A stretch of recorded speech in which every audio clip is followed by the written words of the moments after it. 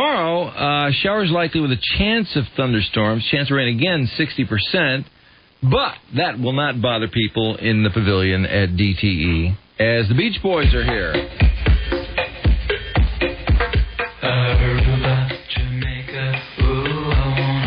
No Brian Wilson, unfortunately. Yeah, put in good vibration. What's wrong with that? Kokomo's a hit.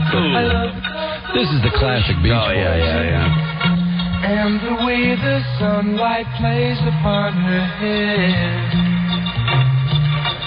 I hear the sound of a gentle word on the wind that lifts. Just waiting for Mike Love to pick up here.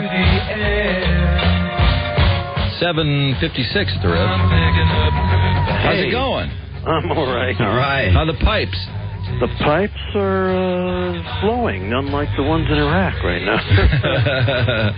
Well, you got 2 shows on Saturday. Is that tough to do 2 shows? I used to be in a band called the Beach Boys that did like 4 shows a night in ballrooms in the Midwest. I know, but So this is like a day off. I can't believe you're this hungry.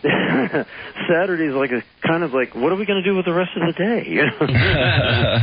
What's the band lineup these days? Well, Bruce and I are the old timers. You know, he joined to take Brian's place, and Brian, you know, decided he didn't decide. He was having like problems emotionally. He couldn't handle touring, so Bruce has been with us since 1965. In fact, the first song he sang with us was California Girls. Does John Stamos play with you guys at all? He does. I mean, when he's not doing a movie or doing one of his TV shows, or you know, he'll often come out and do a couple of weeks with us on the road.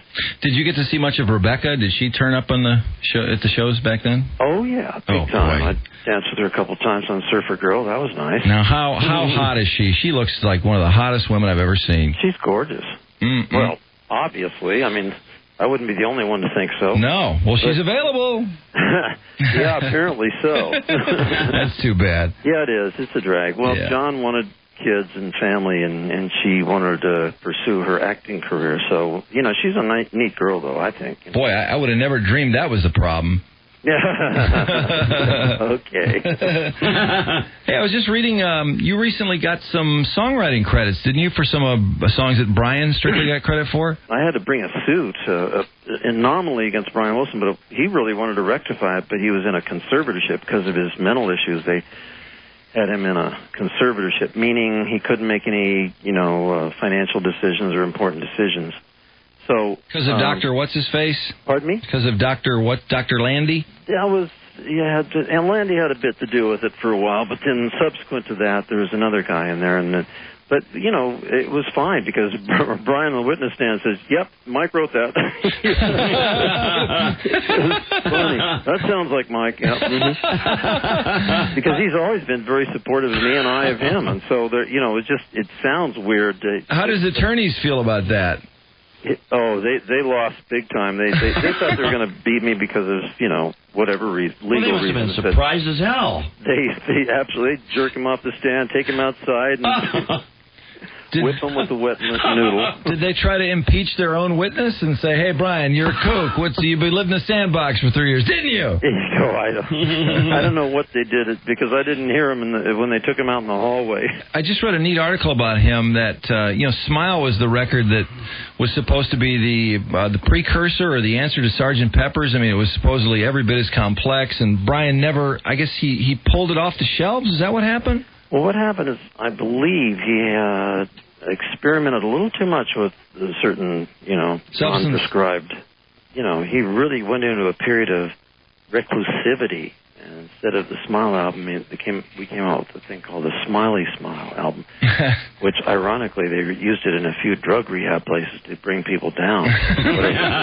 Oh, boy. Yeah, and so, but they've given me credit for being against the Smile album, and one of the reasons it didn't come out was Mike Love, which is absolute hogwash. Yeah, he pulled it, didn't he? Yeah. Mm-hmm. I had nothing to do with that decision. Zero, zip, not a. But it sounded like it was a real masterpiece. And no, it is. In certain ways, it's brilliant music. Some of the people around Brian are a little weird. Oh yeah. At that time, they said I was against the Pet Sounds album. However, I happened to name the album and take it with Brian to Capitol Records to present it. Wow. It was Capitol Records who didn't know what to do with it. Well, now Brian is totally reproduced Smile, and isn't he reproducing it during some shows or doing some shows where he reproduces it? They did a tour in England, and I think they did lots of pieces from the Smile album. He has an illness, mental illness called paranoid schizophrenia. So sometimes he gets afraid. He'll be afraid of anything, and everything, and everyone. And so sometimes he'll say something that's a little off the wall and stuff. But most of the time he's a very, very nice guy. He's just very gentle and very supportive of anybody who's on a positive trip. Well, that kind of friendly competition you guys had with the Beatles was really a neat thing. You guys were both putting out such great records back to back during that period, and being a big Beatle fan as well, I couldn't help but read on many occasions what great fans they were of you guys. Oh yeah, I remember that ABC television. They had that special out a few years back where Paul and George and Ringo were sitting there, and George said, "Oh, we were just trying to keep up with the Beach Boys." Yeah. That was sweet. I mean, he was always, everybody made a big deal of Sgt. Pepper's, and George would say, it was just another album. Yeah. He was very no-nonsense, George, and I had quite a bit in common with him. Matter of fact, I have a new CD project called Mike Love, Not War. Yeah. It harkens back to the 60s, But anyway, there's one about that I made up. So far, I'm calling it Pisces Brothers. George had his birthday in India on February 25th of 1968, and I had mine on March 15th of 1968. We're both Pisces. Both in India, both had birthday parties thrown by Maharishi, and that was fantastic. Yeah, you were at the Maharishi, that's right. Well, I've read a lot about McCartney is a big fan of yours, too. He just says so many nice things about the Beach Boys and just loves your songs. In fact, I think he said God Only Knows is his favorite song. Well, he may have. I know he said it's the perfect song, and he made Pet Sounds, our album Pet Sounds, required listening to as kids. It's great. I mean, I was in India, and Paul came down to the breakfast table with his acoustic guitar and played me Back in the USSR before there was the bridge. And I said, well, in the middle part, you ought to put all the girls around Russia, the Ukraine girls and Moscow chicks and all this, and just like we did about California girls, all the girls around the world. Because I laughingly say, we're trying to confine the Beatles to Russia. That didn't work. Well, you should have gotten a songwriting credit for that. Well, he does give me credit for that in his book, in his autobiography. Yeah, he does. In fact, I wasn't aware of that, and I always liked that song. And once I realized that it was sort of a tribute to the Beach Boys, I liked it even more. It's a really neat song. It is. It's great. We've done it on stage many times. Hey, we're talking to Mike Love, and Mike Love and the Beach Boys at Pine Knob this weekend. 2 shows on Saturday, 2 o'clock and 7 o'clock.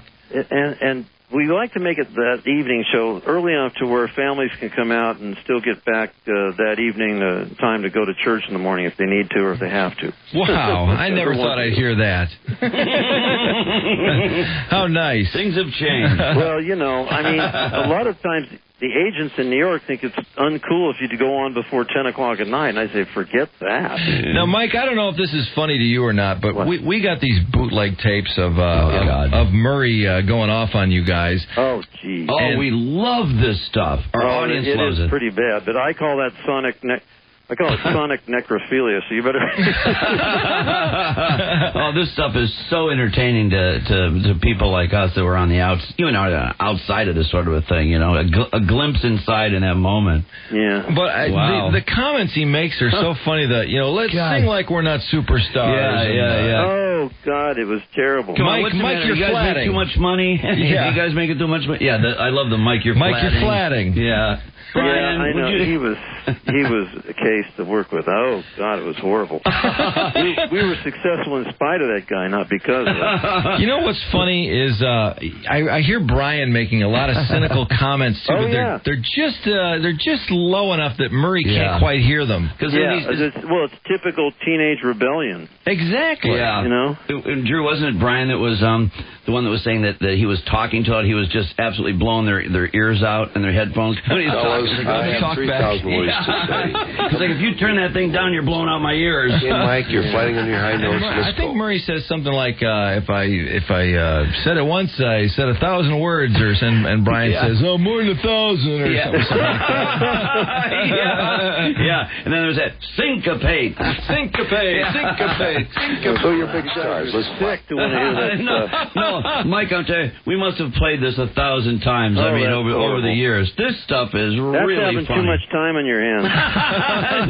Okay, fellas, you got any guts? Let's hear it. It's also, for me, it's a little too close for comfort. Yeah, I know. I didn't want to get too much joy out of it, but we get people calling and want to hear it. Yeah. Come on. I swear to God. No, listen, it's true. Well, they probably can identify with their childhoods and stuff. Oh, yeah, I'm sure they can. Yeah, but it is so amusing. It really is. It is amazing, though, that you ever got anything done, because it just so you're big stars. difficult to work in that environment. Let's fight for success. Okay. Let's go. Now, Lucy was great, and that saved the day. Oh, yeah. Now, Brian, as I mentioned, makes these cynical comments underneath, which are really funny. And you guys kind of giggling in the background. Are you kidding? Brian and I used to crack each other up so bad we'd be on the floor, crazy fun humor, and I think some of that came through in some of the songs, like Barbara Ann and being silly. Okay, fellas, you got any guys? No, I didn't hear you making as many wisecracks as he does. Was he the one that would put it out there on the edge? Well, mine were probably bleeped. You'd actually swear? We'll see it. I don't care how many people are here. I'm afraid I lost my temper here. I don't think there's any bleeps in there. Actually, you don't really hear any temper tantrums either. Everybody's pretty civil, but it's it's just relentless, though. Yeah, it is. It's sort of this hilarious. Well, it's combative and funny at the same time. I mean, it's that unique. But just to hear this thing of just the way the instructions to all of you are just so military, like Brian, you're flatting. Mike, get close to the microphone. We can't hardly hear you. You know, and it's just this relentless instruction with catastrophic results most of the time. Oh, well, at least Brian's doing good nowadays, and so are we, and everything worked out okay. Sure did. What's the chance of you and Brian getting out there? Hey, I would say it depends on who you talk to. If you talk to Brian or you talk to me, then it'd be pretty good. If you talk to somebody else, it's they've got him focused on doing solo projects and stuff. Oh, really? Well, who are they? Well, I'm not going to go into, because then I'll hear about it. Oh, no, that's too bad. Anyway, I'm totally open to it. I guess I don't understand, why isn't it up to him? Is he that fragile? Well, I don't even want to say what he is or how he is, because I get emails. Oh, boy. Oh, man. Be careful what you say. The article did you read the article on him in Time magazine? No, when? It's in last week's Time. It's about Smile. It's a really nice article, but it says that one of the things about Brian that the author of the article likes so much is that Brian is incapable of not telling the truth. That's kind of true. He's totally guileless. Yeah, they kind of describe him as almost childlike, in that he can't help himself from telling the truth. He is. He's very, very childlike in that way, and very guileless. He doesn't have an agenda. He just loves his music, and it says he plays. Probably prefer to be left alone. Plays keyboards for 2 hours a day. It says. Oh yeah, that's his way of getting through life, is to sit there at the piano and hammer out a riff. Hey, Mike, one of the song credits you got, and I hate to keep going back to this, but wasn't one of the song credits that you got last time around, wasn't it for Good Vibrations? Yeah, I wrote the words, and I came up with I'm picking up the chorus hook. Oh, you wrote all the words to Good Vibrations? Yep. Now, wasn't the record company a little bit afraid of that song, like it was too hippy-dippy or something? Well, yeah, it was so unique and so different that what's Omaha going to think about it? Exactly. But I wrote the boy-girl lyrics. I'm picking up Good Vibrations. picking up. She's giving me excitations. Everybody understands that. Even if that sounded a little strange. Well, that's why it was. You could tell the Beach Boys were getting hipper, and it was just a cool song, and what a brilliant overall piece that was. I didn't realize you'd written all the lyrics on it. That's God, what a. How long did it take you to do that? About 5 minutes. Is that right? You just sat down and just downloaded? Did this track over several months. Finally, I'm on the way to the studio. We're going to record the song. We had the chorus. Good vibrations, and ooh, bop, bop, and all that. But the words weren't there, and the chorus wasn't there quite yet. I mean, I'm picking up good vibrations. So I just wrote the words on just did a flower power type of poem. In other words, it was the 60s, 66.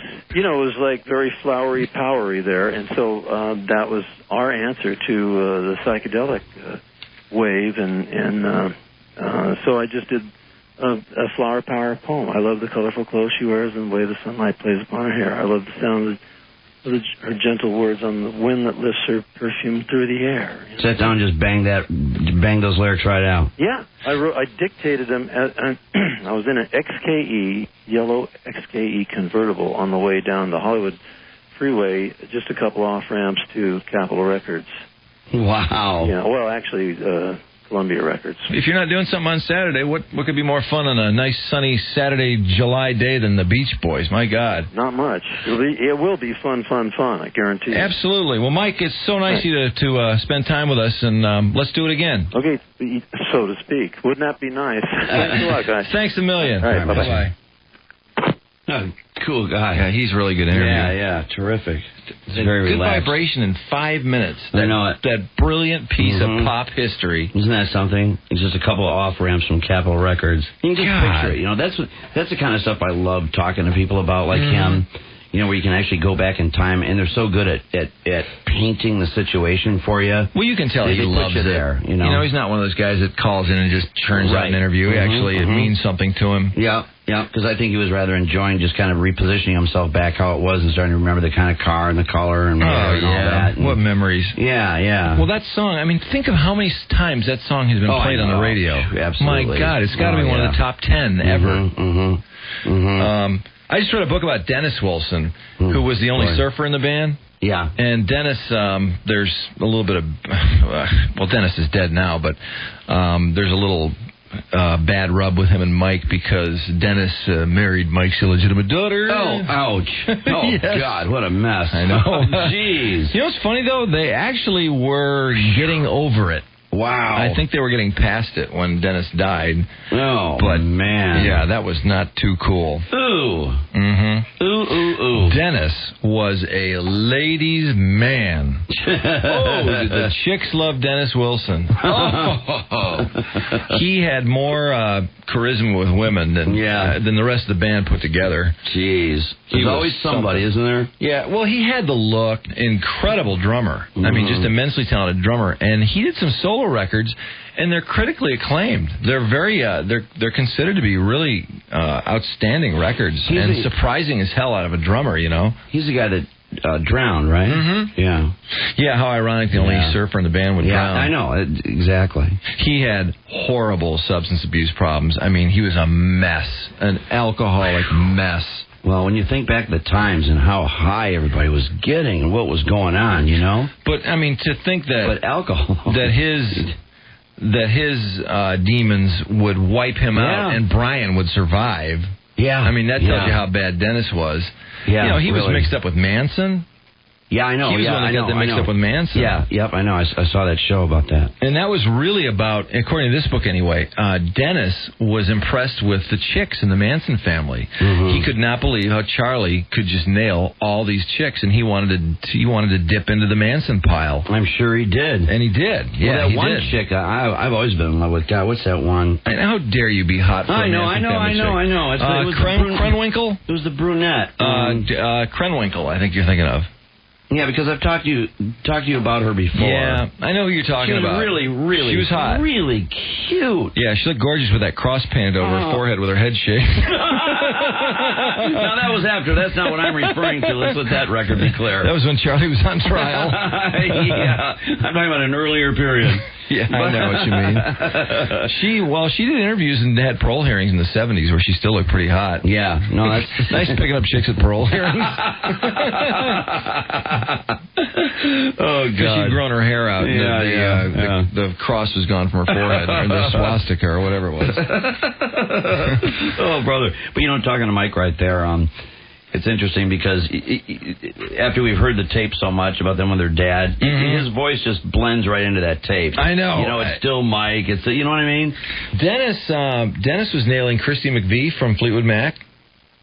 Oh, is that right? Yeah. I don't think I knew that. Big time. Oh, boy. For a couple of years. And he was cheating on her and treating her like a dog, and she would not dump him. I mean, she just was addicted to this guy. Oh, boy. Now that's something else that you see a lot of.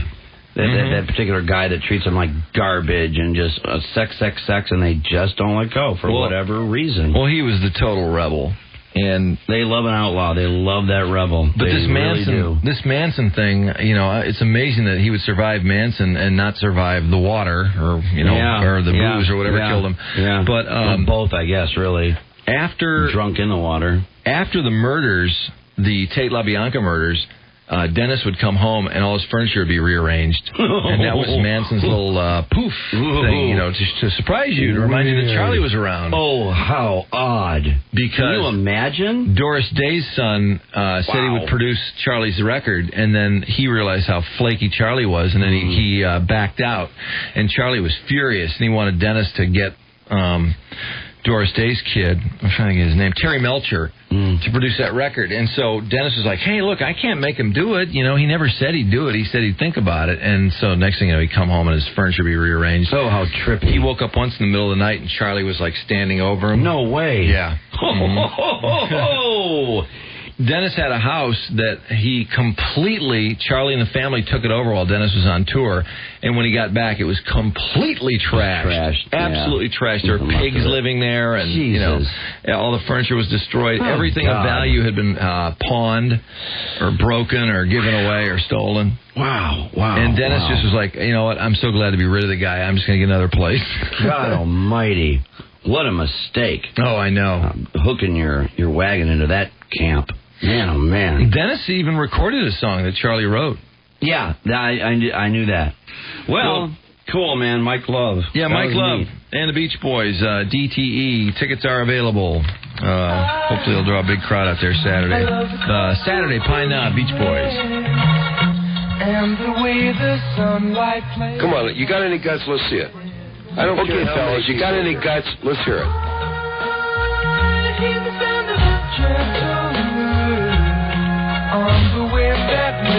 Watch your flatting. Let's roll. Happy. Loosen it up, fellas. I'm picking up good vibrations. She's giving me the excitement. Your voice is shrilling through everybody. We can't hear Mike. What's the matter? You make too much money, buddy? Son, success never comes easy. You have to fight for it all the time. Fellas, I have 3,000 words to say. Come in on the low notes, Mike. Okay, Mike, you're flighting on your high notes. Let's go. Let's roll. I know she must be kind. Coming up, tickets for